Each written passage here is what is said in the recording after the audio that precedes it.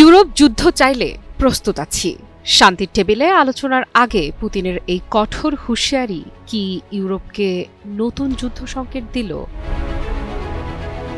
Ukraine যুদ্ধ নিয়ে আলোচনা শুরু করতে মস্কোয় উপস্থিত স্টিভ উইটকফ ও জ্যারেড কুশনার। সন্ধ্যা বয়ে গেল, কিন্তু পুতিনের দরজা খুলল না। বৈঠক তখনও হয়নি। আর ঠিক সেই সময়েই রুশ প্রেসিডেন্ট ছুড়ে দিলেন এক চরম বার্তা।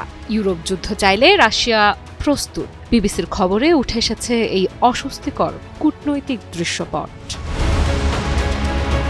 সম্প্রতি মস্কোর এক বিনিয়োগ ফোরামে প্রথমে অর্থনীতি, মুদ্রাস্ফীতি, ব্যাংকিং খাত সবকিছু নিয়েই স্বাভাবিক ভাষণ দিলেন পুতিন। কিন্তু প্রশ্নোত্তরে আলোচনার মোড় ঘুরল ইউক্রেন যুদ্ধে ইউরোপের ভূমিকার দিকে। সেখানে পুতিন অভিযোগ করলেন ইউরোপ নিজেই শান্তির প্রক্রিয়া থেকে সরে দাঁড়িয়েছে, বরং যুক্তরাষ্ট্রের উদ্যোগে বাধা দিচ্ছে। তারপরেই এলো সেই হুমকি, আমরা ইউরোপের সঙ্গে লড়াই চাই না, কিন্তু যদি ইউরোপ লড়াই করতে চায় আমরা এখনই প্রস্তুত।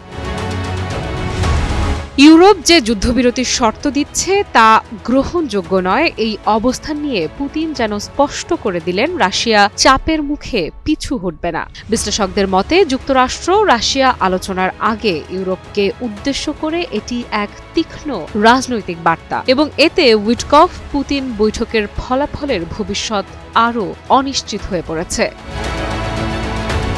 তবে এই কঠোর ভাষার মাঝেই ইউক্রেনের প্রেসিডেন্ট ভলোদিমির জেলেনস্কি তুললেন ভিন্ন সুর। ডাবলিন সফরে তিনি বললেন, এখন আগের যে কোনো সময়ের চেয়ে যুদ্ধ শেষ করার সুযোগ বেশি।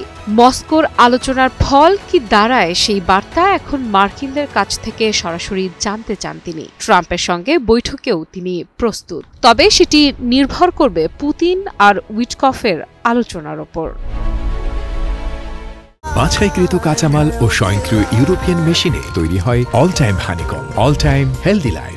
রাশিয়া, যুক্তরাষ্ট্র, ইউরোপ ও ইউক্রেন, চারদিকের চার চাপ। এর মাঝখান থেকে কি আদৌ বেরিয়ে আসবে কোনো শান্তিপথ, নাকি পুতিনের হুঁশিয়ারি নতুন করে উস্কে দেবে যুদ্ধের আগুন?